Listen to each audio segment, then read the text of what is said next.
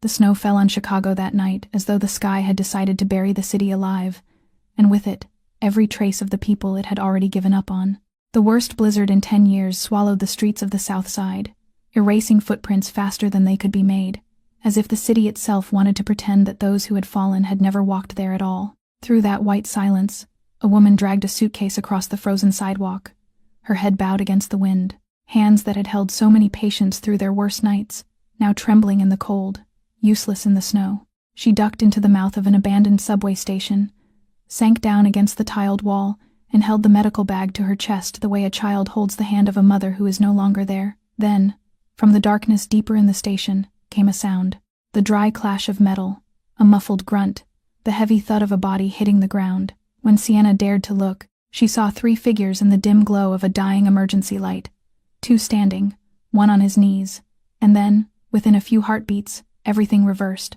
The kneeling man rose to his full height, and his movements were so decisive, so cold, that she forgot to breathe. The other 2 fled up the stairs into the storm, running as though from something more terrifying than death itself. The remaining man stepped into the light. Tall, broad-shouldered, a black coat slashed open along the ribs where a knife had found him. He walked with a faint hitch in his right leg, the mark of an old wound, and then, without warning, he collapsed against the wall, one hand clawing at his own throat, gasping like a drowning man on dry land. Suffocating in the still, silent dark, Sienna did the only thing she knew. She began to hum her mother's lullaby, softly, to steady her own shaking heart, and impossibly, his breathing slowed. His hand shot out and caught her wrist. "I'll pay you any price," he rasped. "Just one thing. Don't stop singing until the sun comes up." And in Sienna's mind, only one question remained. A man who had just sent 2 armed attackers fleeing without daring to look back. What could live in the silent darkness that choked him so completely he would beg a stranger for a lullaby? Subscribe to our channel and journey with us through stories of healing, where kindness always finds its way home. The offer hung suspended between them, heavier than all the snow falling on the city above. Sienna did not move. Every nerve in her body was screaming a single command. Get up, grab the suitcase, disappear into the storm before it is too late. She had lived long enough on the edges of this city to know one rule that had never failed her. Men who offered money to strange women in the middle of the night were never the beginning of anything good, and a man who could send 2 armed attackers running into a blizzard without daring to look back was not the kind of man a sensible woman stayed near. Her feet were already shifting beneath her, ready to run. But then she looked at him more closely, and that look changed everything. The man was dying in front of her, and he did not even know it. He was trying to hide it, his jaw clenched, his shoulders still squared against the wall. But Sienna had spent too many years beside hospital beds not to read the signs written all over him. The knife wound along his ribs had already soaked through 3 layers of fabric, a dark stain spreading wider with every breath. His lips were turning the bruised violet of hypothermia, and worse than either of those, his airway was still spasming, each inhale a thin, strangled whistle, the kind of sound that killed men before blood loss ever got the chance. Her survival instinct told her to run. Her professional instinct held her to the ground. For a few heartbeats, the 2 fought inside her like opposing currents in a frozen river, and then her mother's voice rose from somewhere deep. The words she had grown up on. The words stitched into her the way the lullaby was stitched into that brass music box. A nurse's hands are never allowed to turn away from someone gasping for air. It was both the gift and the curse of the profession her mother had handed down to her, and tonight, crouched in a dead subway station with a dangerous stranger, she felt that curse tighten around her chest. In the end, she let out a long breath, and the nurse won. It always won. "Your side," she said, and her voice came out steadier than she expected. "You're losing blood, and your airway is worse. If I leave you here, you won't see morning." She pulled the medical bag forward, knelt beside him on the freezing concrete, and her hands went to work with a familiarity that required no thought. She cut the fabric away from the wound, cleaned it with antiseptic that made him hiss through his teeth, and closed the gash with the emergency suture kit her mother had taught her never to travel without. And the whole time, between instructions, she kept humming, low and steady, because every time the melody faltered, his breathing began to claw at itself again. "I don't want your money," she said as she tied off the last stitch. "I'm doing this because I can't walk away from a man who's suffocating, not because of your offer. Do you understand?" He stared at her through the dim light, and in his exhausted eyes was the look of a man studying a riddle he could not solve, as if she were written in a language his world had never taught him. Then headlights swept the station stairs, and a black car glided to the curb above, silent as the night itself. The driver asked no questions.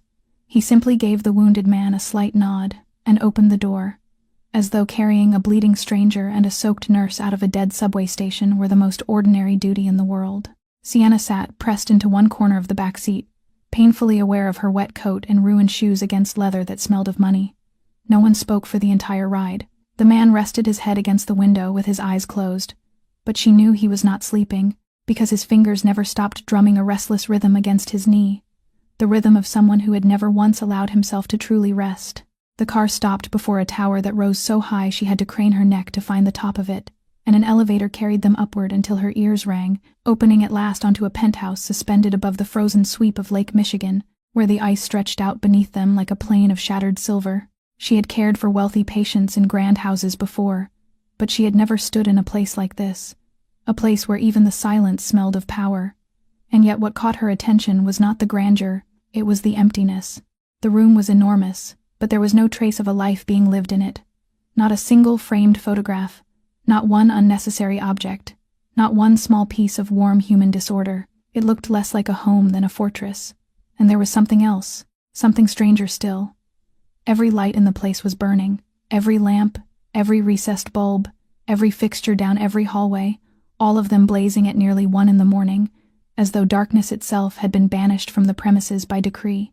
A large man stepped out from the corridor, his hair cropped short, his shoulders like a wall, and his eyes swept over Sienna with the cold efficiency of someone trained to measure a threat in the space of a blink. "Mr. Moretti," the man said, his voice low and graveled, his gaze never leaving her. "I didn't know you had a guest." So now she knew his name, Moretti, and somehow the name fit him, old and heavy, like iron. "She's a nurse, Rocco," Moretti replied, easing out of his ruined coat. "She's staying tonight."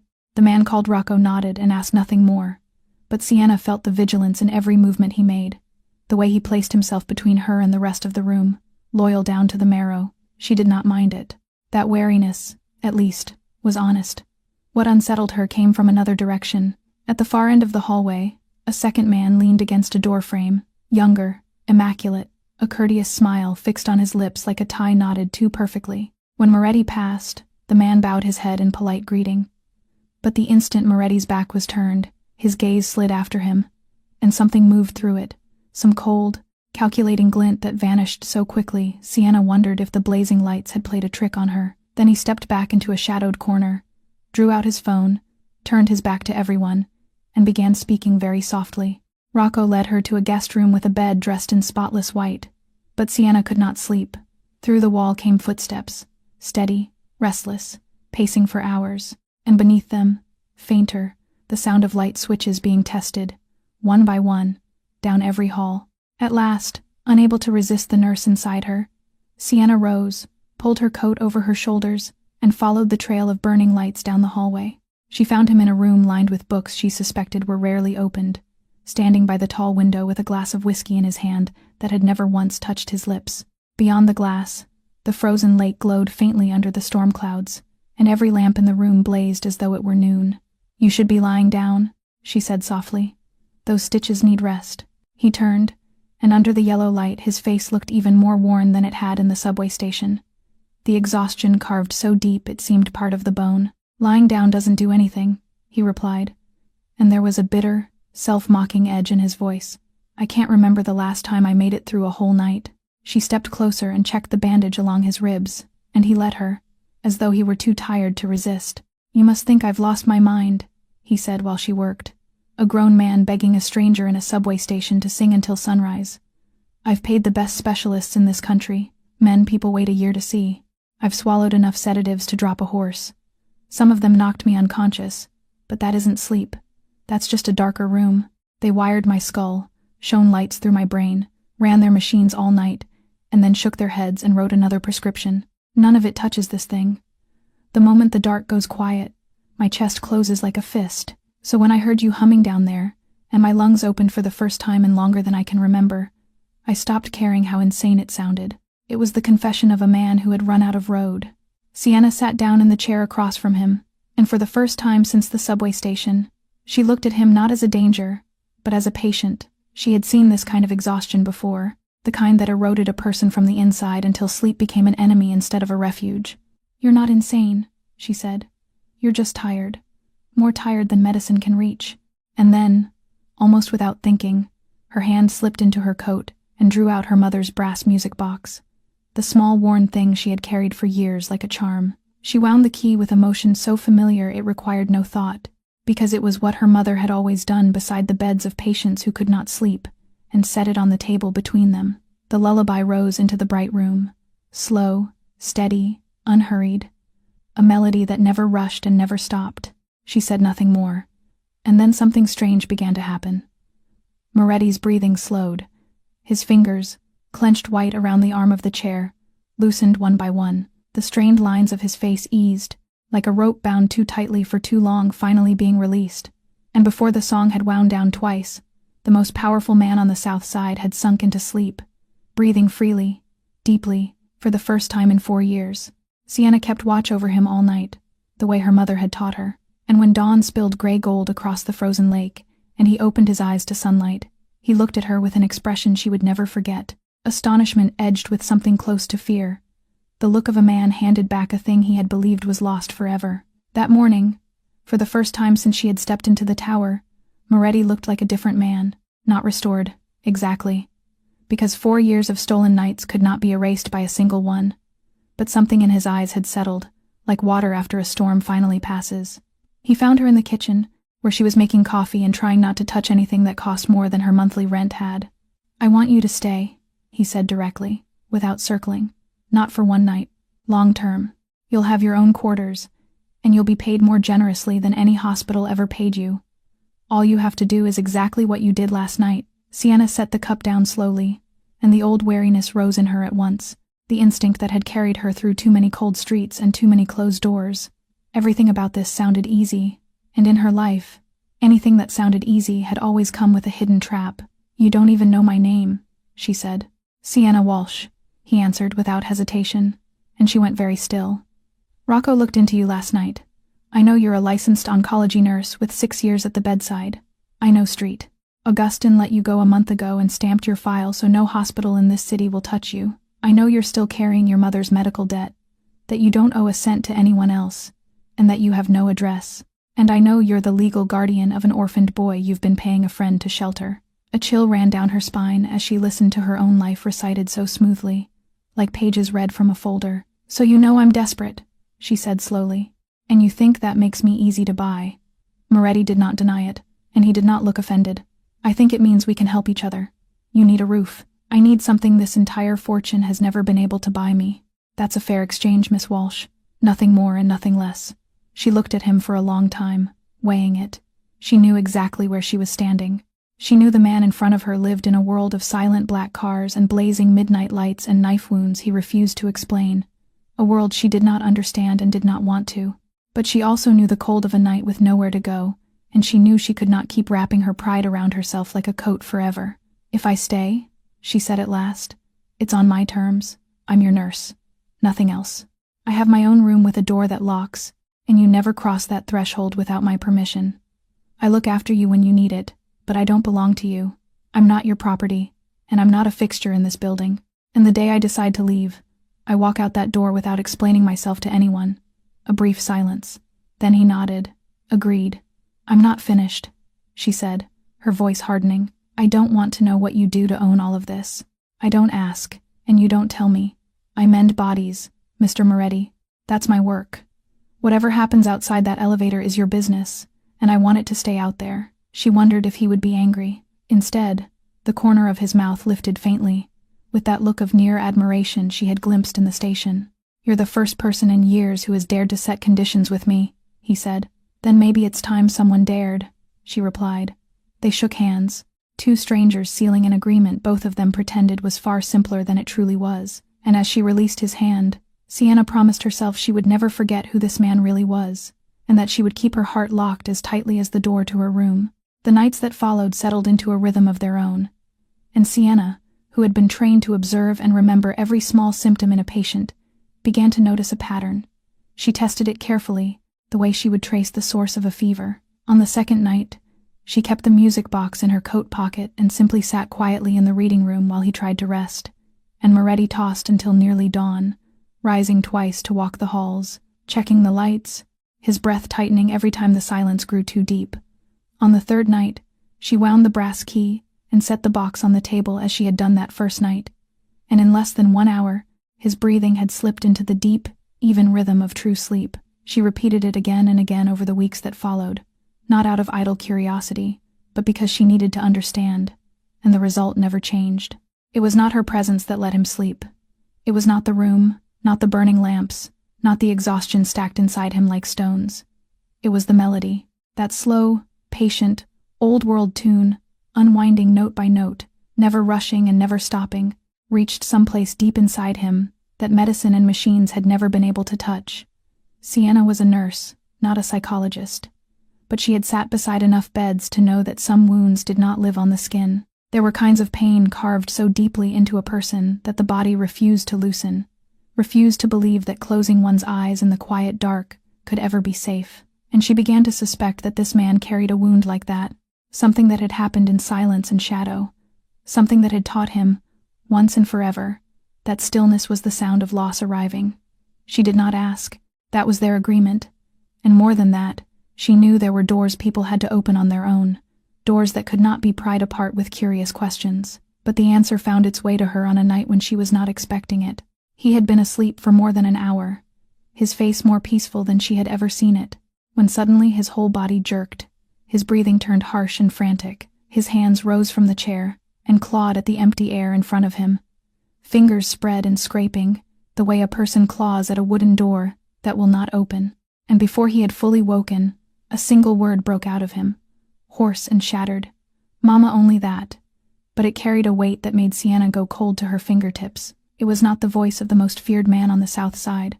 It was the voice of a child left behind in the dark. He sat bolt upright, chest heaving, eyes staring into the bright room without seeing it, and for one long moment, he was somewhere else entirely, somewhere very far away and very long ago.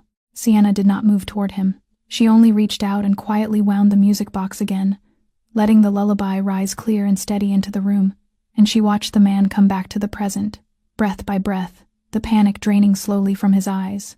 He realized she was there. He realized what he had said, and for an instant his face closed itself off like a fortress sealing its gates, the defensive stillness of an animal caught at its weakest moment. "I'm sorry I woke you," he said stiffly, his voice already armored again. "You don't need to apologize," she answered softly. She did not ask who he had been calling for. She did not ask what had happened. She only sat there in the lamplight, letting the melody do its patient work, and after a long while, he lay back and closed his eyes. But Sienna stayed awake the rest of the night, her heart heavy with the sound of that one broken word, spoken with all the love and all the terror a human being could carry. She still did not know how Moretti made his living, and she had promised not to ask. But there were some things a person did not need to ask in order to see. One gray afternoon, when he said he had a few matters to handle in the old neighborhood, and she rode along to change the dressing on his healing ribs, she saw it for herself. The car stopped on a narrow street on the far south side, where the snow lay in tired drifts against brick buildings that had been beautiful 50 years ago. Moretti stepped into a small corner diner, and Sienna followed a pace behind, and what she found inside made her stomach tighten. Behind the counter stood a middle-aged woman, a widow named Ruth Delgado, her hands trembling around a dish towel, her face drained white. Looming over the counter was a heavy-set man in an expensive coat, one of the men who worked under Moretti, a debt collector by the name of Vince Caro. And at that moment, he was slamming his palm down on the countertop, demanding twice the sum the woman had borrowed, threatening to take the diner itself, the little place that was everything her family had. Sienna saw the woman's eyes dart toward the kitchen door, where a teenage boy stood frozen with a tub of dishes in his hands, and saw her push him gently back and pull the door shut, as though trying to build a wall between her son and the shame unfolding in the front room. Moretti stood silently in the doorway for a moment, watching, and Sienna felt the temperature of the room drop by degrees. When he finally spoke, he did not raise his voice at all. "Vince," just one word, spoken very softly, but the big man jerked as if struck with a whip, spun around, and every ounce of aggression on his face dissolved into naked fear. "Mr. Moretti," he stammered, "I didn't know you were coming down here. I was only collecting what's owed, like you instructed." "Like I instructed," Moretti repeated the words, his voice still gentle, and there was something in it that froze the entire room. He stepped forward, one unhurried stride at a time, and the faint hitch in his right leg did not make him seem weaker. It made him more frightening, like something that could not be stopped and had never needed to hurry. I told you to collect the amount that was loaned. I did not tell you to double it. I did not tell you to threaten a widow's livelihood. And I certainly did not tell you to walk into a place where there was a boy and make his mother close a door out of shame. Vince opened his mouth, and Moretti lifted one hand, and the man fell silent at once. What do you think power is? Moretti said.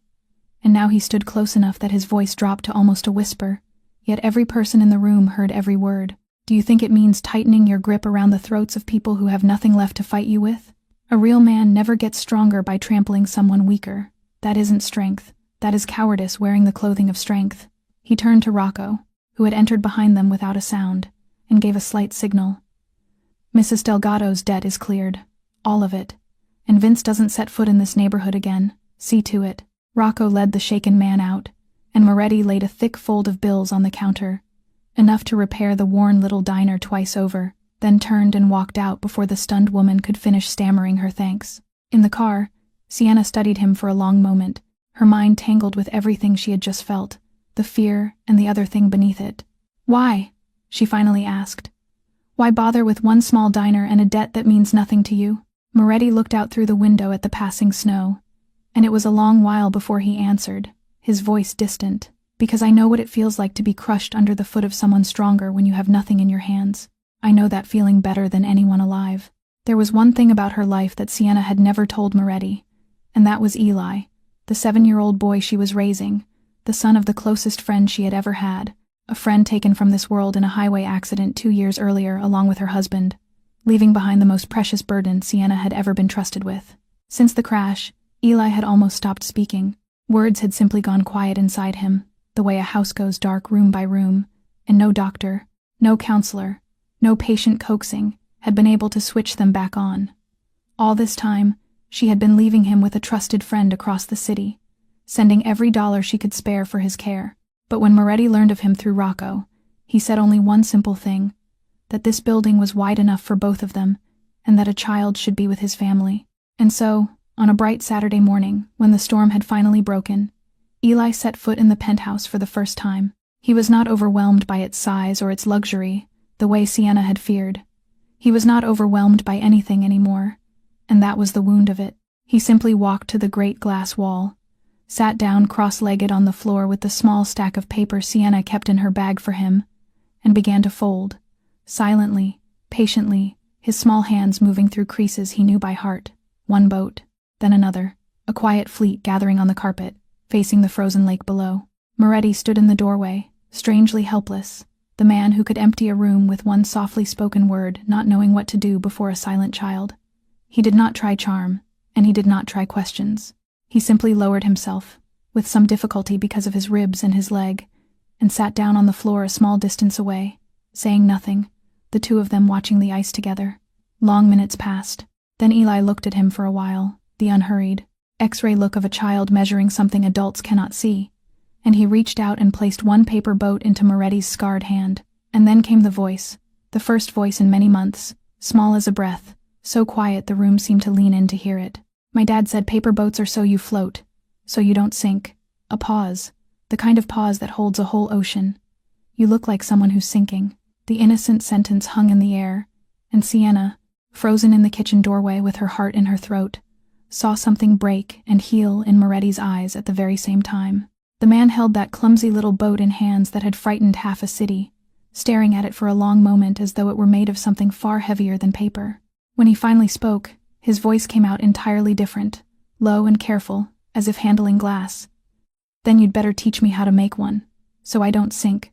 And to Sienna's astonishment, that was exactly what happened. All that gray afternoon, the fortress above the lake, filled with the soft sounds of folding paper, and the boys whispered, halting instructions, each word a small miracle climbing out of its silence, while the most dangerous man on the south side bent over sheet after sheet, ruining fold after fold with hands that trembled slightly, and starting again without complaint, until one crooked boat finally stood. That evening, passing the study, Sienna stopped short, Through the open door she saw Moretti carefully setting the little paper boat on his desk, adjusting it once, then again, placing it exactly where he would see it every single day. The story was finally told late one night, after Eli had fallen deeply asleep down the hall, when Moretti and Sienna sat together in the reading room, with only the lullaby unwinding between them. Perhaps it was the little paper boat standing watch on his desk. Perhaps he was simply too tired of carrying it alone.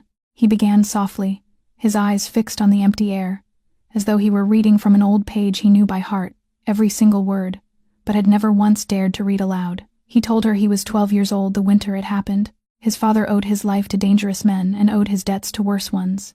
And one night, the worst of them came to collect. He remembered being shaken awake in the dark, his mother's hands on his shoulders, her breath quick against his ear. Isabella Moretti did not scream and did not run. She pulled her son across the bedroom floor, folded him into the wardrobe among the winter coats, and pressed her lips to the thin gap in the door. "She told me to be her brave boy," Moretti said. "She told me that no matter what I heard, I was not to open the door. And then she did the thing she always did when I couldn't sleep, when there were storms, when the electricity failed. She hummed, right there against the crack in the wood, so softly no one else could have heard it. That old lullaby, the one her own mother carried over from the old country. She said, 'As long as you can hear the song, it means I'm still here.'" His fingers had gone perfectly still on the armrest, and his voice, when it came again, was even and terrible. So I listened. I heard the front door break. I heard men's voices, and things falling, and my father begging. And through all of it, under all of it, I could still hear her. That thread of melody through the crack in the door. She never stopped. Not when they shouted, not when the shots came from the front of the house. She kept singing so that I wouldn't be afraid, so that I wouldn't cry out and give myself away. And then, he paused, and the music box turned patiently through its notes, and Sienna did not breathe. And then the song stopped. The words fell into the bright room like stones into still water. I did what she told me. I didn't open the door. I sat in that wardrobe in the absolute dark, in the absolute quiet, and I counted the seconds. I counted all night, waiting for the song to start again. It never did. When the light finally came through the crack, I opened the door. He did not describe what he found, and Sienna did not need him to, because the ruin in his voice had already said everything. "I was in that silent darkness all night," he said. And for the first time since she had known him, his voice broke apart. "And ever since, every time the night goes quiet, my chest closes up as though the song has only just stopped. 24 years, and my body still believes that silence is the sound of her leaving." Sienna sat very still, and in one breathless, aching instant, she understood everything. Why the lights burned all night in every room, why stillness strangled him, and machines could not reach it, and why her mother's music box, winding out that same old-world lullaby, could lull him to sleep when a fortune's worth of medicine had failed, because it spoke directly to the deepest, most wounded part of him, telling it the only thing it had ever needed to hear. "Tonight the song has not stopped. Tonight no one is leaving you." She offered him no hollow words of comfort, because she knew no words could reach that kind of pain. Instead, she only stretched her hand quietly across the space between them, and laid it over his, the hand of a boy who had counted the dark alone. And she kept it there, warm and unmoving, until dawn was nearly breaking over the frozen lake. After he had poured out his pain, a gentle silence settled between them, broken only by the slow turning of the melody, and Sienna understood that now it was her turn. He had opened his door all the way to its darkest room. It would be unfair, she thought, to keep her own locked. She looked down at the brass music box on the table, its small key still turning, and for the first time she told him about its true owner. "This belonged to my mother," she began, her fingers lightly touching the casing, worn smooth by decades of winding. "She was a seamstress. She raised me alone in a 2-room apartment above a laundry, and she never once let me feel poor. When I couldn't sleep, she would wind this box and hum along with it while she worked, and I would drift off to the sound of the melody and her sewing machine together. To me, that was the sound of safety. That was the sound of someone staying." She drew a slow breath. "When I was 19, she found a lump. Cancer. And I did the only thing that made sense to me. I became an oncology nurse. I told myself that if I learned everything, if I trained harder than anyone, I could take care of her with my own hands. And I did. 6 years, every treatment, every protocol. I was there beside her chair. I measured everything myself. I checked every line, every dose, every milligram against the standard, because that was the one thing I could control. Her voice tightened. But the treatments didn't work. Cycle after cycle. The doctors kept saying she wasn't responding. The tumors kept growing as though the medicine weren't even reaching them. Everyone said it was just biology, just bad luck, that some patients simply don't respond. And I believed them, because what else could I believe? I had done everything right. She was quiet for a moment, and when she went on, her voice had dropped to almost nothing. The last night, I sat beside her bed and I counted her breaths. That's what they train us to do, count.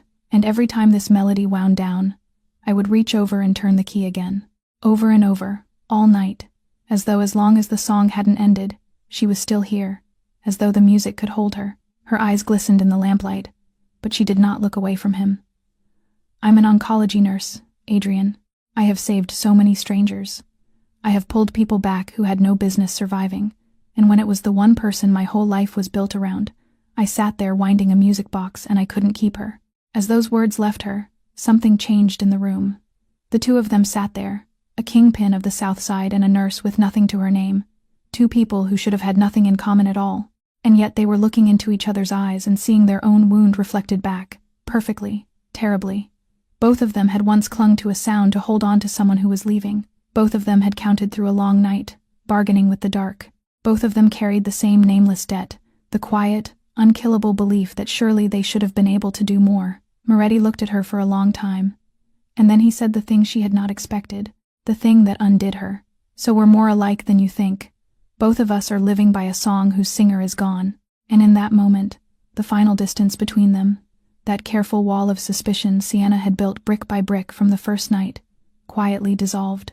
Not through a romantic gesture, not through a confession of love, but through something far deeper and far rarer, the complete understanding between two souls carrying the same scar, listening to the same melody, each keeping watch so the other would not have to count the dark alone.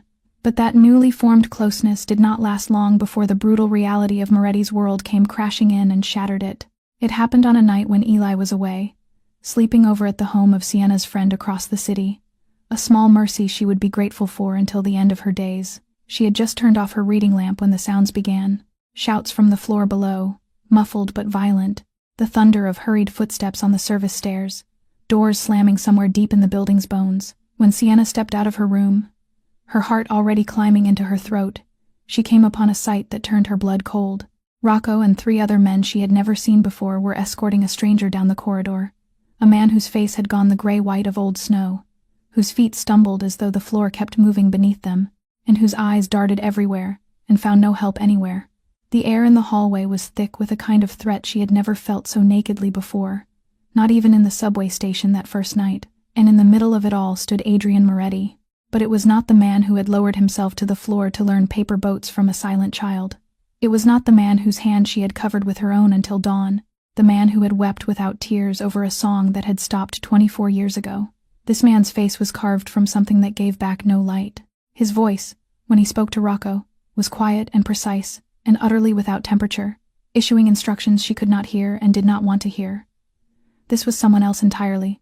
A kingpin conducting the business of the underworld in the small hours of the night, in the same halls where a little boy's paper boats sat drying on the windowsills. He did not see her. She made sure of it, stepping back into her room and closing the door with hands that would not stop trembling. And all that night, Sienna lay awake, staring at the ceiling, listening to the building settle back into its terrible silence. But this time her sleeplessness was not for him. It was not worry over his stitches or his breathing or his haunted nights. It was for herself. For how easily she had let the walls come down. She had let herself forget. Somewhere between the music box in the diner and the paper boat on his desk, she had allowed herself to forget who this man truly was, what world paid for these bright rooms, and what kinds of debts were collected in its shadows. And above all, it was for Eli, for the small boy who had finally begun to speak again under this roof, whose laughter had returned in fragile pieces, and who could have been home tonight, could have opened his door at the wrong moment and seen what she had seen. Or worse, she thought of her friend, of the promise she had whispered at a graveside 2 years ago, that she would keep that child safe with everything she had, and she knew, with a certainty that felt like grief, what she had to do. The next morning, she stood in the doorway of his study with her suitcase already packed, and her face pale but set like stone. Moretti looked up from his desk, and she saw him take in the suitcase, and she saw that he understood before she said a single word. She said it anyway, because he deserved to hear it, and she deserved to have to say it. I have to take Eli away. I'm sorry. I know what I agreed to, and I know what you've done for both of us. But last night I saw your world with my own eyes, and I cannot let a child grow up next to the things that can happen here. I swore to his mother that I would keep him safe, and that promise has to matter more than anything else. Even she left the sentence unfinished, not daring to speak the rest of it aloud. Moretti was silent for a long while, and Sienna braced herself for what she knew was coming. She had prepared for anger.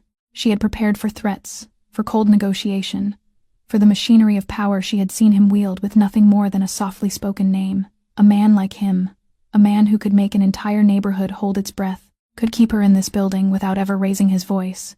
She had seen with her own eyes what one quiet word from him could do. She gripped the handle of her suitcase and waited for it, but it never came. Instead, Adrian Moretti nodded, slowly, and when he lifted his eyes to hers, there was no anger in them at all. There was only a deep, still sadness, and beneath it an understanding so complete that it hurt her more than any fury could have. You're right, he said softly. A child deserves to grow up in the light, not in the dark, and you're a good guardian for putting him above everything else. Above comfort, above safety, even above. He stopped, the same unfinished sentence she had left hanging in the doorway, and neither of them dared to complete it. He turned to the window for a moment, to the pale morning spread across the frozen lake, and then he did the thing she had least expected. He called for Rocco and instructed him, in a voice that allowed no discussion, to prepare a car to take Miss Walsh and the boy wherever she wished to go, and to see that she carried enough money to begin again somewhere safe, with no conditions attached and no accounting expected. I will never stop you from doing what you believe is right, he said, turning back to her. You came into my life as a free woman, and you'll leave it as a free woman. I only regret. He stopped again. He did not finish, but she understood. He regretted that his world was not a place where she could stay. Sienna took her suitcase and walked to the elevator, and that should have been the end of it. The doors slid open. Her hand came up to hold them, and in that suspended moment, standing on the threshold between two lives, the realization arrived, quiet and overwhelming, like light through a crack in a door. The man behind her had every means in the world to keep her here. Money that could buy her silence, power that could erase her objections, a single soft word that could close every road out of this city, and he had used none of it. He had simply opened his hand and let her go, had placed her freedom and Eli's safety above the one thing he feared more than anything on this earth, the silence of an empty home, the song stopping again. A truly dangerous man would never have let her leave. Only a man who truly respected her could have done it, and the man who had just done it, she understood with sudden, aching clarity, was not the darkness she had seen in that hallway. He was the one standing inside that darkness, holding a door open toward the light for everyone but himself. Sienna stood there, one hand on the elevator door, torn between the fear that had taken root in her the night before and the truth that had just bloomed through it. And then, slowly, she let the doors close, with her still standing on the outside of them. She stayed, not because the fear was gone, but because she had finally understood the difference between a dark world and a decent man forced to live inside it. But while she and Moretti quietly stepped into this new, unspoken chapter, somewhere else within his empire, in a shadowed corner where a phone glowed against a turned back, a storm was silently beginning to form. Sienna still did not ask about Moretti's business, and he still did not tell her. But there was one principle of his that even she had come to understand without a single question, because everyone in his world spoke of it the way people speak of gravity. Adrian Moretti never touched anything that destroyed human beings. Whatever moved through the South Side under his name, there were lines carved in stone, and the deepest of them, the one he despised down to the marrow of his bones, was tampering with medicine, the poisoning of the sick for profit. So when the wife of his most loyal capo, a gentle woman who had cooked Sunday dinners for half the organization, wasted away and died after months of chemotherapy that had inexplicably failed to touch her illness, and when her grieving husband knelt in Moretti's study whispering that something had been wrong, that the doctors themselves had seemed confused by how completely the treatment had not worked, Moretti did not offer condolences and move on. He ordered his people to dig. The investigation lasted for weeks. Rocco's men followed every thread, every shipment record, every laundered invoice, every quiet transfer between shell companies with pharmaceutical names, and slowly, relentlessly, all of it flowed toward a single point, like blood returning to a A fake medicine operation was running through the supply lines of the city's most respected hospitals, siphoning concentrated chemotherapy compounds, diluting what remained to a fraction of its strength, and selling the stolen difference through the gray markets of 3 states. The sick received water dressed as hope, the dying received invoices. And the man at the center of it all, the man whose signature sat quietly behind every altered shipment, was a pillar of the medical establishment, a face from charity galas and hospital brochures, the executive director of Street Augustine itself. His name was Warren Sloan. The night Rocco laid the file on the desk and spoke that name aloud, Moretti only read in silence, committing every detail of this new enemy to memory, with no way of knowing that the name already carried another meaning inside his own home. It was not until Sienna happened to enter the study with a cup of tea, as she often did in the late evenings now, and her gaze accidentally fell across the photograph clipped inside the open file, that everything broke open. She stopped in the middle of the room. The teacup began to tremble faintly against its saucer, and all the blood seemed to drain from her face. "Why?" she asked, her voice so small it was almost lost beneath the ticking quiet. "Why do you have a photograph of this man?" Moretti looked up and knew at once that something was terribly wrong. "You know him?" She set the cup down before she dropped it, and she stared at the face in the photograph, the tailored suit, the silver temples, the smile made for donor dinners, the face that had presided over the dismantling of her life. "That is the man who destroyed me," she said quietly. "That is the executive I reported, the man I stood in front of with the drug concentration numbers in my hands. He is the one who called my findings hysterical, who stamped my license file, who had security walk me out of the building I had given 6 years of my life to." And then, as Moretti watched, he saw the second realization strike her, and the third, each one landing like a blow. The patients who had not responded, the treatments that had failed for no reason. Her breath left her. 6 years, she whispered. "You said this operation has been running for more than 6 years, through Street Augustine's own supply lines." Her hand rose slowly to her mouth. "My mother was treated at Street Augustine. Every cycle, every dose. I measured everything. I checked everything, and none of it worked. And they told me she simply wasn't responding." Her voice broke, and when it returned, it was made of something between grief and fire. "My mother didn't lose to her disease. She lost to that man's greed." Moretti rose from his chair. He took the photograph from the file and looked at it for a long moment with an expression Sienna could not read, and in his mind, the pieces locked together into something terrible. The man he was hunting for poisoning the sick, and the man who had crushed the woman standing before him, and the man whose watered-down medicine had let her mother slip away beneath her counting hands, were one and the same. He set the photograph down, and when he lifted his eyes, there was a silent promise in them more frightening than any oath spoken aloud. "He will pay," Adrian Moretti said, "for all of it." It turned out that Warren Sloan had also sensed that someone was following his trail, and he was not a man who sat still and waited for the knock at his door. Something was probing the edges of his operation, shipments questioned, middlemen vanishing into silence, and though he could not yet see the face of the hunter, the danger had a shape he recognized. But what he feared most was not the unseen hand moving against his supply lines.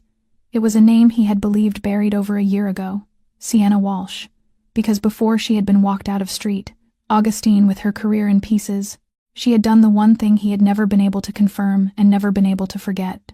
She had quietly copied the concentration reports, the mismatched batch numbers, the records that did not align, and carried them out of that building the way a drowning person clings to the last piece of broken wood. She was the only living thread that led from his polished office to the truth. One gray afternoon, when Sienna went out alone to buy new folding paper and winter gloves for Eli, a long silver car glided to the curb beside her, silent and unhurried, and the rear window lowered to reveal the face that had haunted her for a year. Warren Sloan smiled at her the way he smiled in hospital brochures, and invited her in from the cold with the easy courtesy of a man accustomed to hiding cruelty beneath good manners. After a moment of hesitation, Sienna got in, because she knew that sooner or later she would have to face him, and she preferred to do it with her eyes open. Inside, the car smelled of leather and expensive restraint. Sloan did not circle the matter. "Miss Walsh," he said, his voice smooth as velvet drawn over stone, "I think it's time we spoke like adults. I know you kept certain documents, and I know how difficult this year has been for you." He lifted a slim folder from the seat beside him and placed it gently on her lap.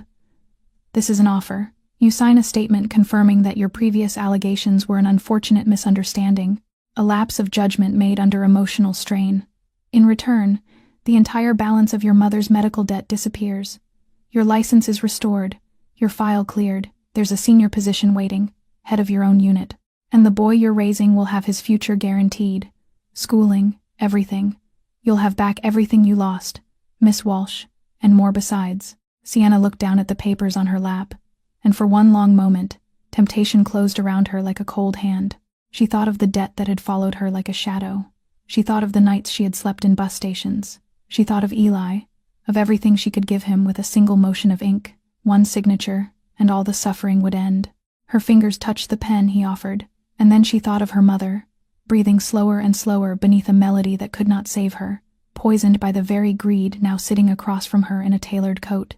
She thought of the capo's gentle wife. She thought of the patients lying in infusion chairs at this very hour, watching diluted hope drip into their veins, trusting the bags hanging above them because they had no other choice. Slowly, Sienna set the pen down and pushed the folder back across the seat. "No," she said, and her voice was so steady it surprised even her. "I won't sign." The smile on Sloane's lips stiffened at its corners. "You should think very carefully, Miss Walsh. This is your last chance. You have nothing. No home, no career, no standing. What exactly do you imagine you can use against me?" "I have the truth," Sienna replied, looking straight into his eyes without blinking. "And I have my conscience. You can take my home, my work, my honor in the eyes of this city. You've already taken all of that. But there is one thing you will never buy from me and never steal out of me, and that is who I am. If I sign this paper, I betray my mother. I betray every patient you are still poisoning at this very moment. I would rather stand empty-handed with my head high than be rich and have to lower my eyes every time I pass a mirror." Sloane looked at her for a long moment, and for the first time, beneath the courteous mask, something venomous surfaced in his eyes, patient and cold. "Then you have just made a very grave mistake," he said softly. The car door opened.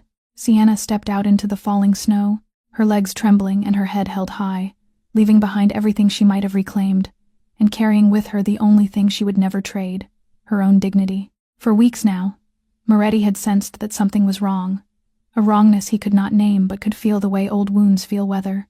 His enemy always seemed to be one step ahead of him.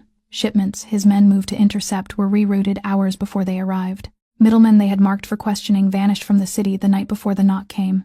Sloane knew moves before they were made, anticipated roads before they were taken. And that could mean only one thing: someone was leaking from within.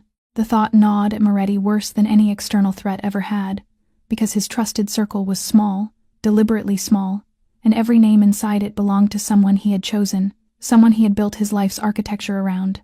It was Rocco who uncovered the truth. After many nights spent quietly tracing every call, every account, every movement of every man with access to the inner rooms, he came to the study long after midnight and laid a thin folder on the desk without a word.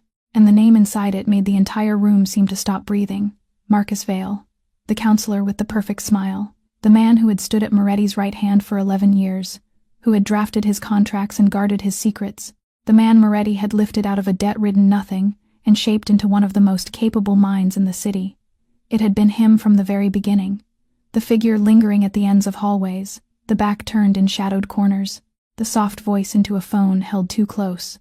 On too many nights when no one was supposed to be paying attention, Moretti summoned him the following evening, and when Vale walked into the study with his familiar courteous smile, Moretti said nothing at all. He only slid the folder across the desk. The smile on Vale's lips went out slowly, like a lamp on a dimmer. "I gave you everything," Moretti said, and the most frightening thing was that there was no rage in his voice, only a cold, aching sorrow. "I picked you up when you had nothing but creditors and a law degree. I trusted you like a brother. I let you into my home, sat you at my table, told you things I have never told another living soul, and you sold all of it to a man who poisons the sick. Why, Marcus?" Knowing there was no point in denial anymore, Vale let the mask drop, and the false courtesy fell away like a shattered shell, revealing the tired, cornered bitterness beneath. "Because Sloane owns me," he said. "The gambling debts you never knew about. He bought them all, every marker, 2 years ago. And because I was tired, Adrian, tired of being your shadow. You built an empire while I stood behind your chair holding your coat. Sloane promised me the one thing you never would: to be my own master, instead of the brilliant man standing forever behind the throne. You talk about loyalty.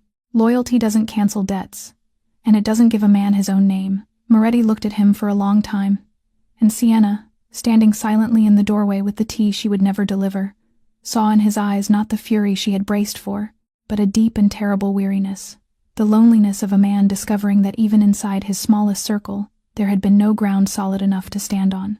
This was the price of the world he lived in, a world where power could purchase obedience, but could never once purchase a heart. "You're wrong, Marcus," Moretti said softly, rising to his feet. "I never saw you as my shadow. You saw yourself that way. If you had come to me about the debts, I would have burned them in an afternoon. If you had asked for your own territory, your own name on a door, I would have given you the world. But you chose betrayal, and worse, you chose to stand beside a man who feeds poison to the dying." He gave Rocco a single silent nod, and that was all. No raised voice, no hand lifted. Vale was escorted from the room to face the consequences of his choice, cast out forever from the world he had betrayed, and the door closed behind him with a sound softer than a breath. When only the two of them remained, Moretti stood with his back to her, facing the window and the dark lake beyond it, his shoulders bowed beneath an invisible weight. "You see," he said, without turning around, "this is my world, a place where even the people I love can drive a knife into my back at any moment. You were right to want to take the boy far away from it." But Sienna did not leave. Instead, she crossed the room, stood beside him, and quietly set her mother's music box on the desk, winding the small brass key until the old lullaby rose steady into the silence between them. "You're not alone," she said softly. "Not anymore." But before being removed from the board, Marcus Vale had managed to hand Warren Sloane one final gift, and it was worth more than every dollar of his purchased debts. Moretti's schedule, his habits, the routes his cars favored, the hours he moved, the nights he traveled with only Rocco and a driver, and Sloane, who now knew exactly who was hunting him, and who understood that a man like Adrian Moretti would never stop until one of them was finished, made the decision of a cornered animal with everything left to lose. He would not wait for the knock. He would strike first. One reckless gamble with all of it, everything, pushed to the center of the table. That evening, before any of it began, Moretti and Sienna drove Eli out to the farmhouse of her oldest friend, beyond the city limits, a peaceful place with a wide snowy yard, a wood stove, and a patient old dog the boy had loved from the first minute. Eli waved goodbye to them through the warmly lit window, one paper boat clutched in his free hand, his face bright with the promise of a whole weekend of sledding, entirely carefree, entirely safe, knowing nothing at all of the storm gathering behind the horizon. And it was that image, that small hand waving through golden light, that would give Sienna the one thing she was going to need before the night was over: calm. The road back into the city cut through an abandoned industrial belt, warehouses standing like frozen ships in the snow, and it was there, on an old iron bridge above the rail yards, that the night tore open. Headlights burst from a side lot ahead, a second pair behind. Two cars slewed across the lanes, sealing the bridge at both ends, and the stillness shattered into engine roar and shouting and the flat, hard cracks of gunfire. Everything happened very fast. Rocco was already spinning the wheel, shouting for them to get down. Moretti moved faster. He seized Sienna and pushed her to the floor of the car, covering her with his own body. One arm locked around her shoulders, and above her head his voice came out with an astonishing, terrible calm. "Left side, Rocco. The gap by the rail. Now. Don't stop. Whatever happens, don't stop." Glass burst somewhere. The car lunged. Metal shrieked against metal. Sienna crouched against the floor, her heart slamming like a war drum, listening to the violent world she had spent her whole life avoiding explode all around her, and through all of it she felt the weight of the man shielding her, steady as a wall, making himself the only thing between her and the dark. Then Rocco found the seam. The engine roared. The car scraped through between bumper and railing with a scream of tearing steel, and they broke loose into the open night, the ambush collapsing into taillights and snow behind them. They had escaped, or so Sienna believed, until she lifted her head. In the dim, flickering wash of the passing streetlights, she saw him. Moretti was leaning back against the seat, too still, one hand pressed hard against his side, and between his fingers a dark stain was spreading, wider with every heartbeat. He had been shot while shielding her, and he had not said a single word, had clenched his teeth and endured it in silence until she was out of danger first. "Adrian!" The fear closed around her chest like a fist. He tried to give her a pale ghost of a smile, but the color was already draining from his face. "I'm fine," he said, and the weakness in his voice betrayed the words even as he spoke them. "As long as you're all right." From the front seat, Rocco's voice came tense and strained. The hospitals were impossible. Sloane's people had eyes on every emergency room in the county by now, waiting for exactly this. Bringing him through those doors would be no different from delivering him to his death. And in that terrifying moment, as the life of the man she had slowly, unwillingly, completely come to love, slipped away in front of her eyes, Sienna understood with sudden, freezing clarity that the only person who could save him now, in a night with no doctors, no hospital, and nothing but her mother's worn medical bag on the seat beside her, was her. Something inside Sienna rose at once, a cold, clear, calm she had not known she still possessed. The instinct forged through 10 years beside sick beds and life or death nights. The fear did not disappear. It simply stepped back, making room for the nurse. Somewhere hidden. "Rocco," she ordered, her voice not her own and entirely her own. "Out of sight, now." The car swung off the main road and plunged down a lakeside lane, and minutes later they carried him through the broken doors of an abandoned chapel near the shore, a small stone ruin with snow drifting through its shattered windows, and the wind keening through the empty frames like a voice that had forgotten its words. Sienna spread her coat across the cold stone floor. They laid him down on it, and she tore his shirt open along the wound, and the hands that had trembled in a snowstorm on the night they met, now moved with a precision that astonished even her. 10 years of training pouring itself into a single hour. She packed the wound. She pressed down with all her weight to slow the bleeding. She took from her mother's bag the few instruments her mother had taught her never to travel without, and she began the battle to wrest his life back from the dark. Right there on the floor of a ruined church, with no machines, no surgical lights, no one to assist her, only herself, and everything her mother had left her. "Stay awake. Do you hear me, Adrian? Look at me. Don't close your eyes." But his face was turning gray beneath the thin light, his breathing growing shallower, faster. And then she heard it begin. The sound she knew from that first night in the subway. The thin, strangled whistle of his airway closing. The blood loss was dragging him down into shock, and the old terror was rising to meet it. The silence of the dark chapel wrapping around him like the inside of a wardrobe, and his chest was locking shut exactly as it had for 24 years, suffocating him in the still, quiet, dark, and Sienna understood what she had to do. She pressed 2 fingers to his throat, finding the pulse, weak and slow and stumbling, and she bent close over him, and she began to hum, the old lullaby, the melody from the brass box, the song his mother had breathed through the crack of a wardrobe door so her son would not be afraid, the song her own mother had wound into the night air while her breathing slowed. And in that moment, the terrible, beautiful truth of it broke over her completely. Now she understood, down to the marrow of her bones, the feeling he had carried for 24 years, the feeling that had been hers beside her mother's bed. She was the one with her fingers on a fading pulse.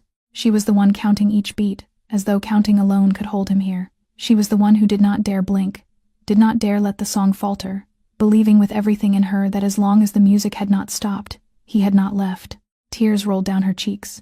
Her hands did not tremble. "Do you hear me, Adrian Moretti?" she whispered between the phrases of the melody, pressing hard against the wound, never breaking the thread of the song. "The song hasn't stopped. So you are not allowed to leave.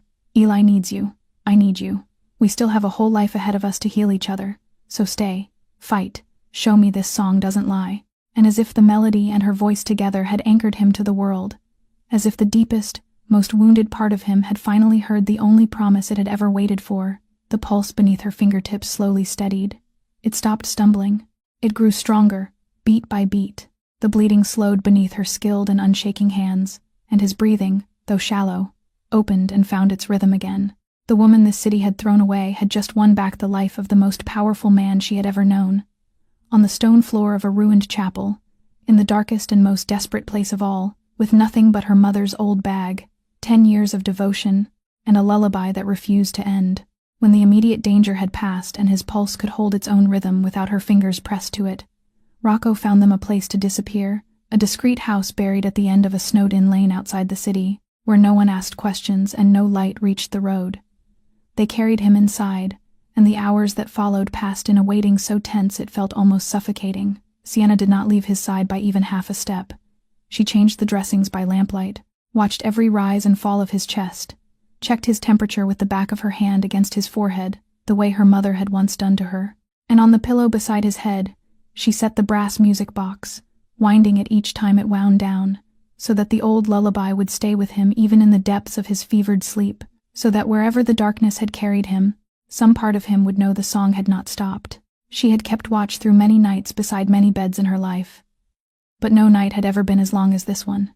No night had ever made every single breath of another human being mean so much. She held his hand, the hand that had once made hardened men tremble across a room, now lying motionless and weak inside both of hers, and she talked to him softly, though she did not know whether he could hear her at all. She told him about the ordinary things, the small, unremarkable things she had never dared to dream of until he had stepped out of the dark of that subway station and into her life, teaching Eli to ride a bicycle in the spring, running behind him down some quiet path with her hand on the seat. Morning coffee, 2 cups, no hurry. Long afternoons by the lake when the ice finally let go of the shore, a home where the lights could be turned off at night, because no one inside it was afraid of the quiet anymore. And when the first ray of dawn slipped through the gap in the curtains and laid a thin band of gold across the blanket, she felt his fingers move faintly inside her hands. She looked up sharply, her heart catching in her throat. His eyelids opened, slowly, heavily. For a moment his gaze was still hazy and lost, drifting across the ceiling as though he were searching for the road back from somewhere very far away. Then his eyes found her face, and stopped, and something inside them cleared, and softened, and came home. Sienna waited, tears already gathering at the edges of her vision. She waited for him to ask about the wound, about Sloane, about Rocco and the men, and whether they were safe, but he asked none of those things. His dry, cracked lips moved faintly, and what came out was only a few words, barely more than breath, and yet they held an entire world inside them. The song hasn't stopped. It was not a question. It was a truth he needed to speak aloud in order to believe it was real. Because for 24 years, every time he had closed his eyes, he had lived inside the fear of opening them again into silence. The fear that the song would be gone, and the person beside him with it, the way it had been gone that morning, when a 12-year-old boy finally pushed open a wardrobe door. He was used to waking into emptiness. He had built a fortress of burning lights around that emptiness, but this time was different. This time he opened his eyes, and the melody was still turning softly on the pillow beside him, and she was still there. The tears Sienna had been holding back all night finally rolled down her cheeks, tears of an emotion she could find no single name for. Relief and exhaustion and a love so deep it ached in her chest like a second heartbeat. "It hasn't stopped," she answered, her voice breaking as she tightened her hands around his. "And it's not going to. I'm not going anywhere." He looked at her for a long time, and in that gaze was everything the two of them had never once said aloud, every confession neither had ever spoken. Because between them, love had never been a matter of words. It was presence. It was staying. It was one person keeping watch so the other could sleep through the darkest night of all, one hand refusing to let go of a fading pulse, one song that would not surrender to the silence. He squeezed her hand, weakly, but with everything he had, and in that small room washed with dawn, with the lullaby turning gently beside his pillow, two people who had once been broken in the very same place quietly became each other's peace. When Adrian was strong enough to sit up against the pillows, the two of them began the work that Sienna could never have done alone, and that he, for all his power, could never have finished without her. The documents she had guarded for over a year, the concentration reports, the mismatched batch numbers, the records she had quietly copied in her final days at Street, Augustine and carried through homeless nights, like a drowning woman, clinging to the last piece of broken wood, were laid side by side with everything his organization had unearthed. The shell companies, the rerouted shipments, the gray market sales stretching across 3 states, the money, traced dollar by dollar, flowing from the veins of the dying into accounts that all, in the end, answered to one signature, Warren Sloane's.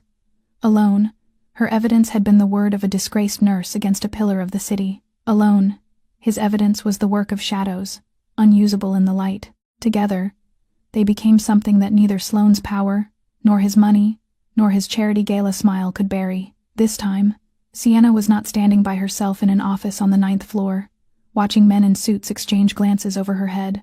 This time her voice was amplified by proof that could not be dismissed, placed carefully, piece by piece, into the right hands. Investigators who could not be bought, journalists who could not be frightened, hands capable of turning a whisper into thunder. And thunder is what it became. The truth about what Sloane had done, about the innocent people who had paid with their health and their lives so that his hidden accounts could swell, broke over the city like the spring cracking of lake ice. The empire of lies he had spent a decade building collapsed in the space of weeks. The hospital board that had once applauded him now scrambled to disown him.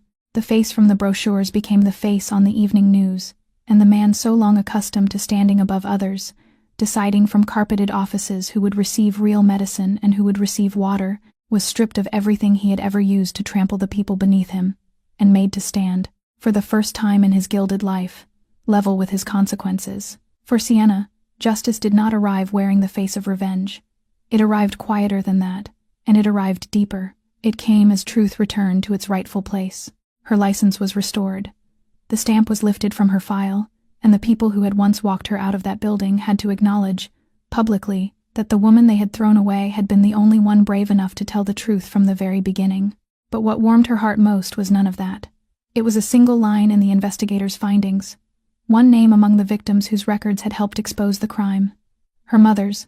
Her mother's death was no longer a meaningless loss, no longer a failure Sienna carried alone in the dark. It had become part of the proof, part of the reckoning, part of what would now save countless strangers from meeting the same fate in the same infusion chairs. And in that, at last, Sienna felt she had kept faith with the person she had once watched leave this world while her trained hands lay helpless. For Adrian, Sloane's fall carried another meaning, one far older and far deeper. One night, when he could stand again, she found him by the tall window of the safe house, watching the far glow of the city lights, and he spoke in a voice touched with a stillness she had never heard from him before. 24 years, he said. 24 years I punished myself for surviving that wardrobe, for sitting in the dark, doing nothing while the song stopped. I believed that if I ever allowed myself peace, if I ever slept soundly like a man with a clear heart, it would mean I had forgotten her, that I had betrayed her. So I kept every light burning and I kept every night sleepless, as if that were the debt I owed. He turned to her, and his eyes were clear. But I was wrong. She didn't sing so that I would stop living the moment the song ended. She sang so that I would live. That was the whole of it. That was everything she wanted, standing at that door. And it took a stranger in a snowstorm, humming her melody, for me to finally hear it. Sienna crossed the room and rested her head against his shoulder, and the city lights trembled far away like a field of fallen stars. She would be proud of you, she said softly. Proud of the man you've become. Proud of the man you chose to become. And that night, for the first time in 24 years, Adrian Moretti closed his eyes in a dark and quiet room without fear, not because someone was keeping watch over him, but because he had finally forgiven himself. Many months had passed since that fateful winter, and on a clear spring morning, golden sunlight poured through the tall glass windows overlooking Lake Michigan, where the last of the ice had finally let go of the shore, and the water lay blue and open all the way to the horizon. The home above the lake was no longer the cold, empty fortress Sienna had stepped into on that snow-blind night so long ago. Now it was filled with the small, warm disorder of a life truly being lived. Drawings taped to the refrigerator, a bicycle helmet by the door, waiting for the weekend, a fleet of paper boats sailing along every windowsill. In the kitchen, Eli sat on a high stool, swinging his legs and eating pancakes, while telling a long, winding, endless story about the dream he had dreamed the night before, something about a dog who could sled and a boat as big as the moon, and his bright, clear laughter rang through the rooms like the most beautiful music, melting every last cold corner of the house the way spring sunlight melts the frost. Sienna stood by the stove, making 2 cups of coffee, smiling as she listened, her heart filled with a peace she had once believed she would never be allowed to touch. And in the study, on the corner of the great desk, a small paper boat, its folds gone soft and its color long faded, still stood exactly where it had been placed, keeping its silent watch. In the next room, Adrian Moretti was still asleep, the man who had once gone 24 years without daring to trust the dark, who had once paced the halls of his own home like something caged, now lay with a peaceful face, his breathing deep and even, sunk in a full and quiet rest, and not a single lamp was burning anywhere in the room. On the small table beside the bed, her mother's brass music box sat silent, its key unwound, because Sienna understood now what she could not have understood at the beginning. It was never truly the music box that healed him. The melody had only been the doorway, the first gentle word spoken to a wounded heart, telling it that it was safe. What truly healed him was everything that came after. The presence of someone who stayed, the certainty that when he closed his eyes at night, he would not wake into loneliness, the quiet, enduring love of a home where he finally belonged. She carried the coffee in and stood watching him sleep for a little while longer, and as though he sensed her there, he slowly opened his eyes, and this time there was no panic in them, No lost searching, no fear of the silence, only a gentle smile forming as he found her face. And beyond her, the sound of Eli's laughter drifting in from the kitchen. "Good morning," he said, his voice still heavy with sleep, but warm as the light on the water. "Good morning," she answered. And in that simple moment, no power, no fortune, no empire in this world could compare with what they had. Because at last, after all the breaking and all the loss, two shattered people had found the one thing money could never buy and power could never seize: a peaceful place to belong, a hand to hold in the darkness, and a reason to wake each morning with a smile. And if Sienna's journey teaches us anything, it is this: kindness, no matter how small, no matter how quietly it is given on the coldest and stormiest night, always finds its way back home. Sometimes, in the very moment we believe we have lost everything, we are standing closer than we have ever been to the most precious thing we will ever find. And what heals the deepest wounds of the human soul has never been power or wealth, but the feeling of being safe, being understood, and being loved by someone willing to stay beside us, even through the darkest night, until the song of dawn begins. If the story of Sienna and Adrian has touched your heart, please subscribe to our channel, leave a like, and share this video, so that together we can spread meaningful stories to more people every single day. We would truly love to hear the feelings from deep inside your heart. Has there ever been a moment in your life when a small act of kindness came back to you when you least expected it?